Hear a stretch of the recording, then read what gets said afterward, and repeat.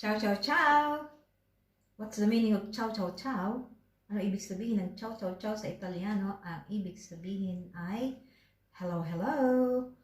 Pwede rin naman na goodbye. So, dalawang ibig sabihin yan. Ngayon, ako ay gagawa ng apple fritters. Napakadali nitong gawin.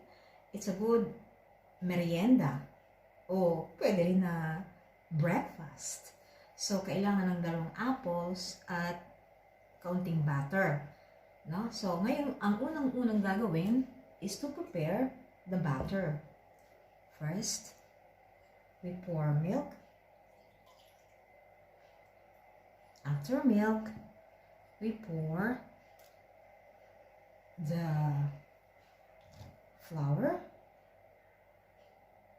130 grams. Also, milk, 130 grams. And then, before beating or mixing them, we add the vanilla powder to give flavor or aroma. Ayan.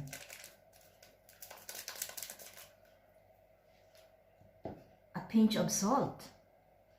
Ayan. Pinch of salt. And, of course, let's not forget the egg. 1 egg only. Okay. Okay. And then, we start beating them. Ayan. And then, we start peeling the apples. These are already washed.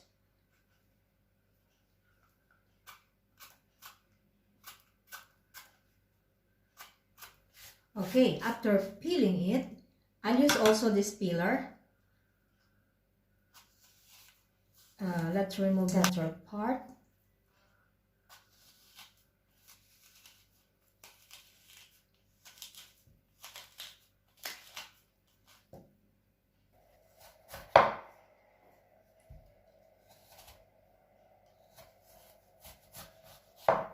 We slice it.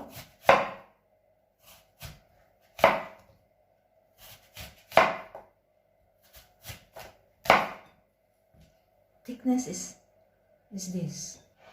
We put directly in the batter to stop the oxidation.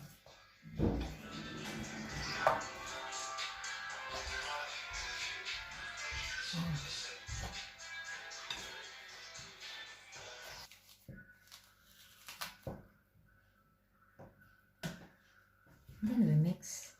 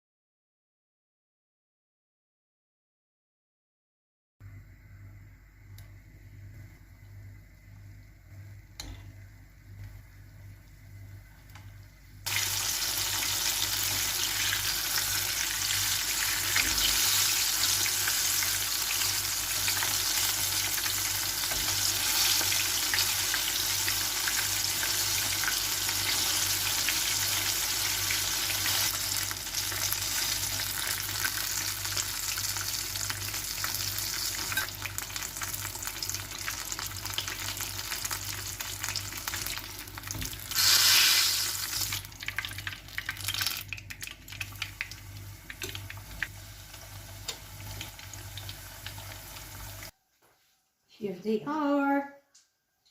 Now what we're going to do is to mix powdered sugar and canela.